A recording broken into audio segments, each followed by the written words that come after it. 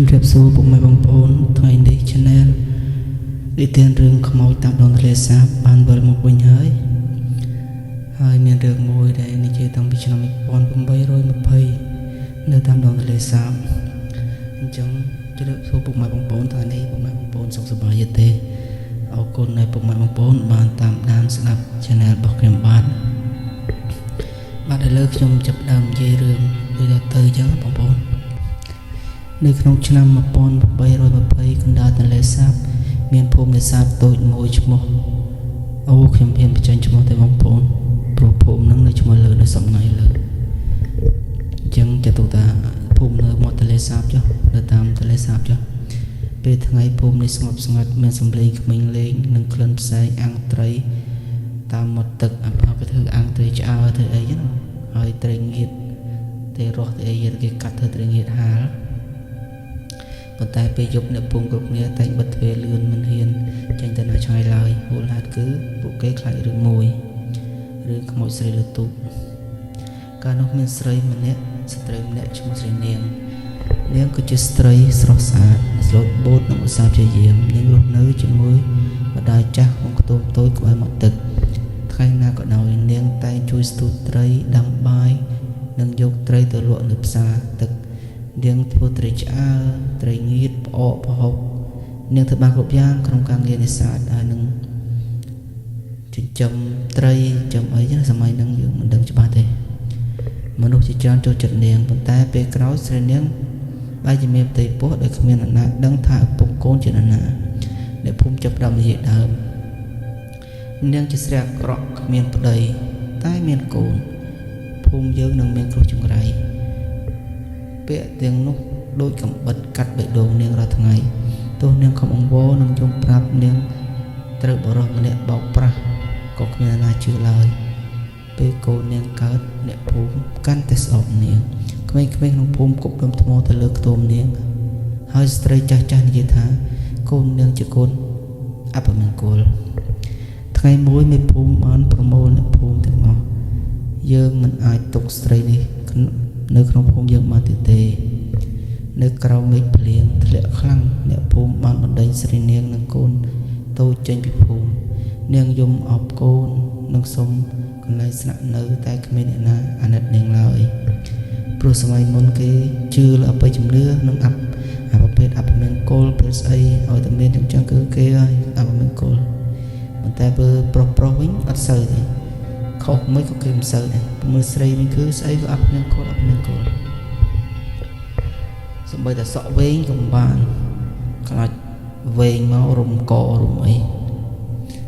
ជំនឿស្រីនាងឡើងទូកតូចមួយអណ្ដែតចេញទៅកណ្ដាលទន្លេសាបក្នុងភាពងឹតយប់នោះខ្យល់បោកបក់ខ្លាំងរលកធំវេបោកទូកតូចរបស់នាងព្រះច័ន្ទត្រូវពពកខ្មៅបាំងចិត្តអស់អ្នកភូមិខ្លះបានឮសំឡេងនាងស្រែកពីចម្ងាយខ្ញុំមិនធ្លាប់ធ្វើអ្វីខុសទេហេតុអ្វីក៏ធ្វើដាក់ខ្ញុំអញ្ចឹងបន្ទាប់មកសំឡេងគ្រប់យ៉ាងក៏ស្ងប់ស្ងាត់បាត់ព្រឹកឡើងគេឃើញតែទូកបាក់អណ្ដែតនៅកណ្ដាលទឹកស្រីនាងនិងកូនបានបាត់ខ្លួនចាប់ពីយប់នោះមកភូមិព្រៃច្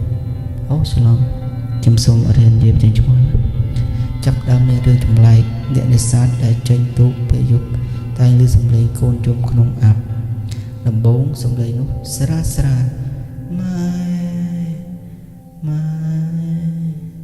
បន្ទាប់មកកាន់តែខ្លាំងចិត្តមកអ្នកខ្លះឃើញស្ត្រីសក់វែងម្នាក់អង្គុយលើទូកតូចកាន់ច្រវាម្នាក់ឯងអ្នកនាងខ្មៅជ្រៅភ្នែកខ្មៅជ្រៅមុខស្លេកដូចមនុស្សស្លាប់ហើយអោបកូនតូចដែលមិនដែលនិយាយស្វីបើអ្នកណាសម្លឹងភ្នែកនាងយូរទូករបស់អ្នកនោះនឹងលិចក្នុងទឹកងឹតបរិះម្នាក់ឈ្មោះតឡុងជាអ្នកនេសាទក្លាហានមិនជឿរឿងខ្មោចយប់មួយគាត់ចេញទៅដាក់មូនតែម្នាក់ឯង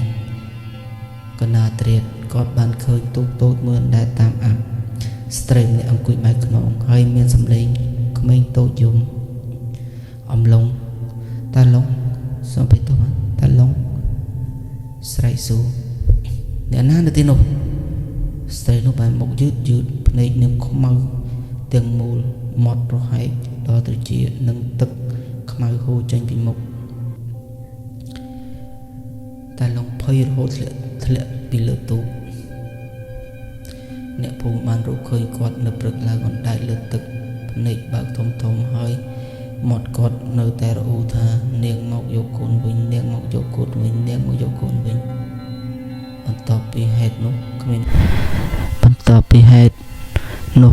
អ្នកណាហ៊ានចេញនេសាទពេលយប់ទៀតឡើយពេលខ្យល់បក់និងមានអាប់លើទន្លេអ្នកភូមិតែងតែបិទភ្លើងនិងនៅស្ងៀមក្នុងផ្ទះព្រោះពួកគេជឿថាស្រីនាងនៅតែអណ្ដែតលើទឹកស្វែងរកអ្នកដែលធ្លាប់បណ្ដេញនាងចេញពីភូមិ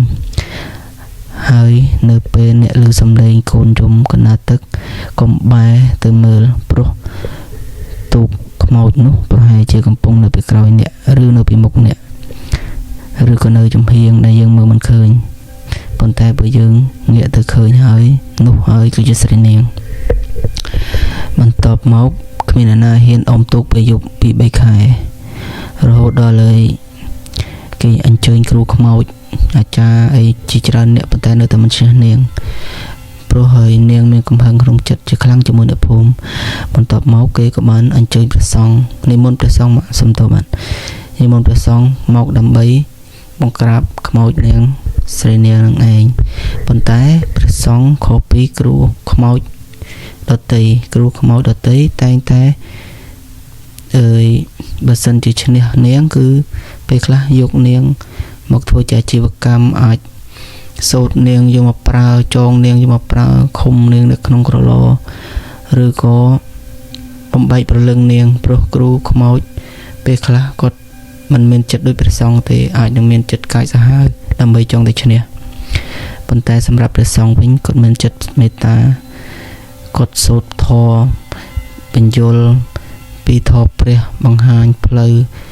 ឲ្យទៅចាប់ជាតិឬក៏បង្ហាញផ្លូវឲ្យនាងកុំឲ្យមានកំហឹងតទៅមុខជាមួយអ្នកភូមិឲ្យនាងមានចិត្តជ្រះថ្លាហើយព្រះសង្ឃក៏បានឈ្នះលើនាងពិតមែនបន្ទាប់មកព្រះសង្ឃក៏បានសូត្រផ្សាយមេត្តាឲ្យនាងបានទៅកាន់សុគតិភពហើយនាងក៏មានចិត្តជ្រះថ្លានាងក៏បានរលាយបាត់ពីពេលហ្នឹងទៅបន្ទាប់មកប្រហែលជា3ខែក្រោយអ្នកភូមិក៏គាត់ហ៊ានមកនេសាទពេលយប់វិញចាប់ពីពេលហ្នឹងមក